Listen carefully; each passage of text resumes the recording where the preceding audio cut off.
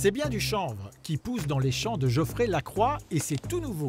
Cet agriculteur de Burdine, pas loin de Hanu, a l'habitude de récolter du lin. Cette année, sur quelques hectares, il s'est laissé convaincre de faire pousser du chanvre.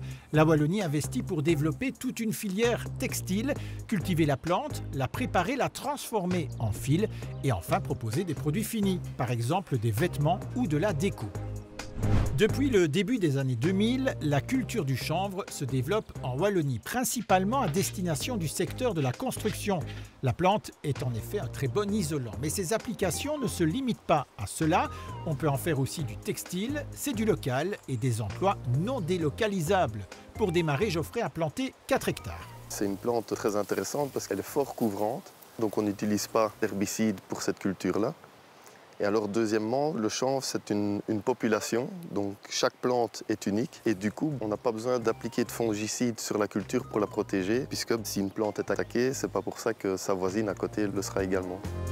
Pas de produits phytosanitaires donc, et d'un point de vue environnemental, un impact très faible en termes de production de gaz à effet de serre, puisque la plante stocke une grande quantité de CO2. Reste à définir la variété de chanvre à planter pour optimaliser la production de textiles. C'est l'objet des tests qui sont menés ici. Le chanvre textile, c'est une culture nouvelle où on copie quelque part le lin. Quand faut-il la récolter? Quel type de sol? Quel type d'engrais? Si on en met? Voilà, on doit tester tout ça pour obtenir les meilleurs rendements, les meilleures qualités.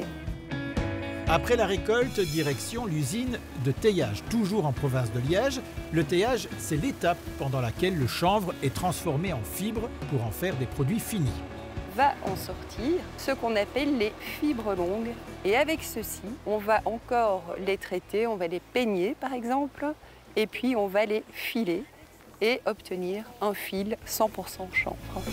Une fois obtenu le fil, reste à le transformer en produit fini. Et pour imaginer tous les débouchés, Wallonie Design met ses outils à disposition des créateurs avant de réfléchir avec eux à une éventuelle commercialisation. On accompagne aussi les personnes dans l'évolution, dans le développement de leurs projets. Donc on va pouvoir leur donner des conseils sur des partenaires de production, sur des fournisseurs, sur des manières de faire, mais aussi des infos sur les structures d'accompagnement qui vont pouvoir les aider à créer leur entreprise ou leur marque. Parmi les créateurs qui fréquentent le TexLab, un fabricant de t-shirts entièrement en chanvre. Et on trouve aussi Vanessa. Elle a créé une marque de linge et de produits pour la maison, 100% naturel, réutilisable et fabriqué en Belgique. Le chanvre a trouvé sa place comme matière première. On a développé toute une gamme d'accessoires de nettoyage qui permettent de remplacer les éponges vaisselle plastique. On a aussi tout ce qui est tampons récurés. On a une main-d'œuvre qui est 10 fois supérieure quand on utilise ces matières-là, donc qui ont un coût. En fait, le produit est rentabilisé sur les 2 années parce qu'il va avoir une durée de vie plus longue que les produits classiques. Autre débouché possible pour le chanvre, la reproduction d'œuvres d'art pour servir par exemple de décoration.